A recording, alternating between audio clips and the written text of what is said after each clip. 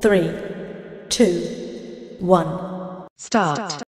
समूची दुनिया के साथ साथ हमारा देश भी फिलहाल जिस संकट से जूझ रहा है उससे उभरने के उपायों पर अमल ही इससे पार पाने का रास्ता है। दरअसल कोरोना विषाणु अपने बदलते स्वरूप की वजह से जिस स्तर की समस्या बन चुका है उसमें उससे बचाव के नियम सबसे अहम हो जाते हैं।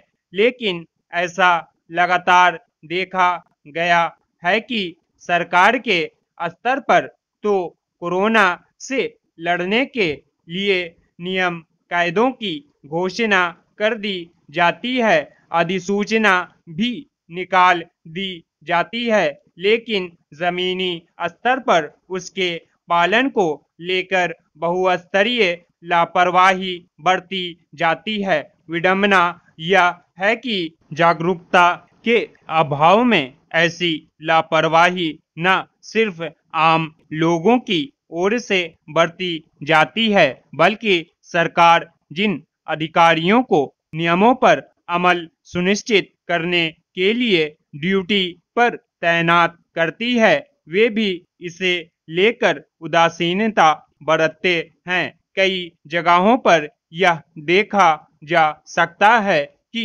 पूर्णबंदी में क्रमशः ढिलाई देने के साथ साथ लोग भारी तादाद में सड़कों पर निकलने लगे हैं और अक्सर कोरोना से बचाव को लेकर बताए गए नियम कायदों का पालन करना जरूरी नहीं समझते, जबकि बंदी में राहत देने का मतलब यह कतई नहीं है कि कोरोना रोधी नियमों के उल्लंघन की भी छूट मिल गई है।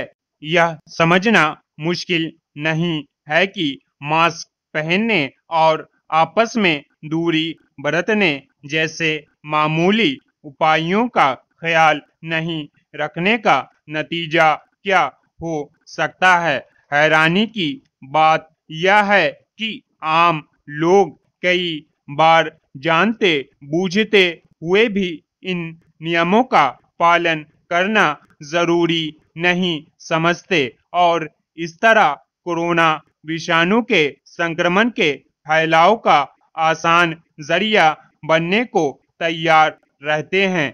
यह इसलिए भी संभव हो पाया है कि कई बार संबंधित अधिकारी भी इस बात की अनदेखी करते हैं कि लोग नियमों पर अमल कर रहे हैं या नहीं। शायद यही वजह है कि केंद्र सरकार ने अब इस मामले पर आम लोगों को कोरोना से बचाव के लिए सावधानी बरतने की सलाह देने के साथ साथ अधिकारियों के रवैये को लेकर भी सख्ती दिखाई है।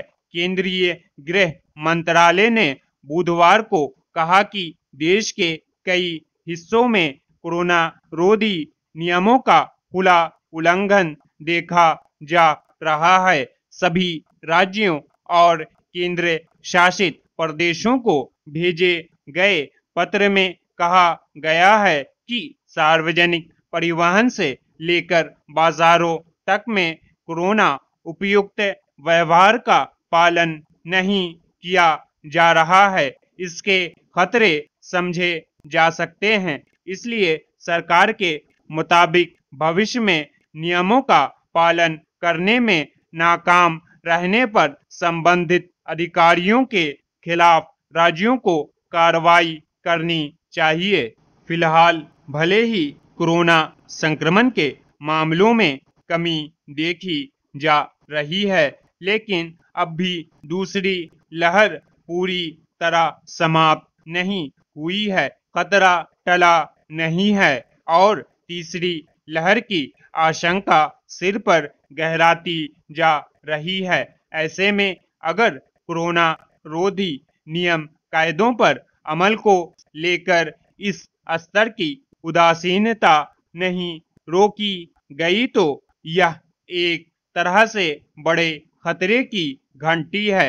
यह किसी से छिपा नहीं है कि दूसरी लहर में हुए नुकसान के पीछे विषाणु की खतरनाक और बदलती प्रकृति के साथ साथ एक बड़ा कारण यह भी था कि लोगों ने बचाव के उपायों को लेकर कोताही बरतनी शुरू कर दी थी।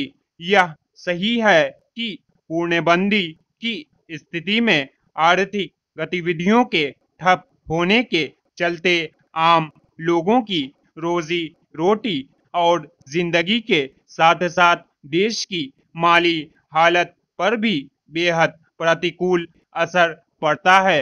लेकिन आर्थिक स्थिति संभालने के लिए दी गई छूट के दौरान जिस स्तर की लापरवाही देखी जा रही है वह विषाणु के संक्रमण के लिहाज से ज्यादा घातक साबित हो सकती है।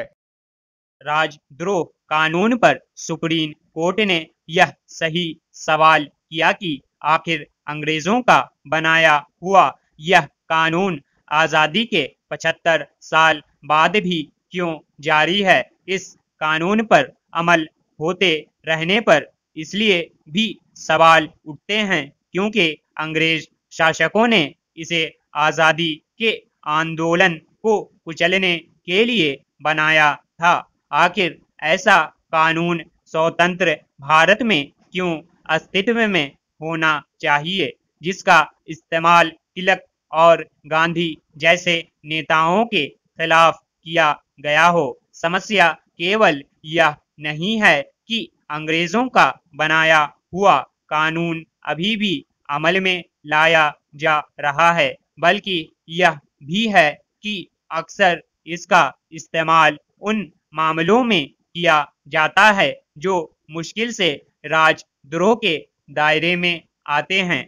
आखिर किसी मामले में अनुचित बयान देने या फिर आपत्तिजनक लिखने वालों के खिलाफ राजद्रोह कानून के तहत कार्रवाई करने का क्या मतलब।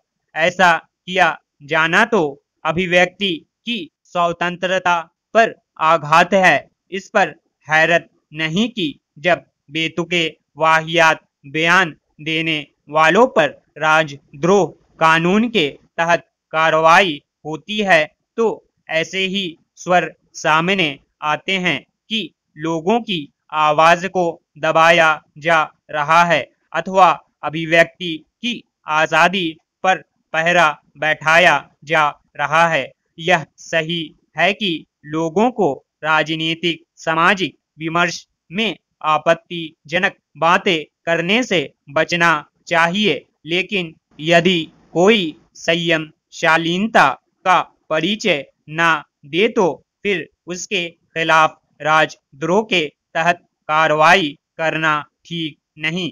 ऐसे लोगों के खिलाफ किसी अन्य कानून के तहत कार्रवाई तो समझ आती है, लेकिन उन्हें राजद्रोही करार देने का कोई औचित्य नहीं।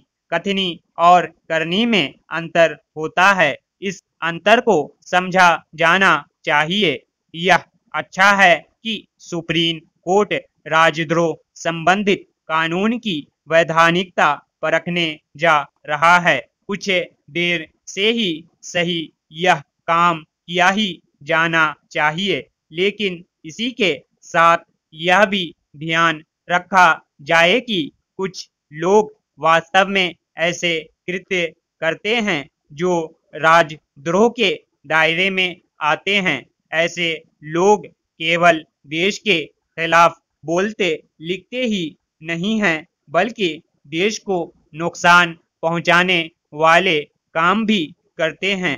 कई बार तो वे कानून एवं व्यवस्था अथवा राष्ट्रीय एकता एवं अखंडता को क्षति पहुंचाने वाली गतिविधियों में लिप्त हो जाते हैं या फिर देश के लिए गंभीर खतरा बने तत्वों की हर संभव सहायता करते हैं।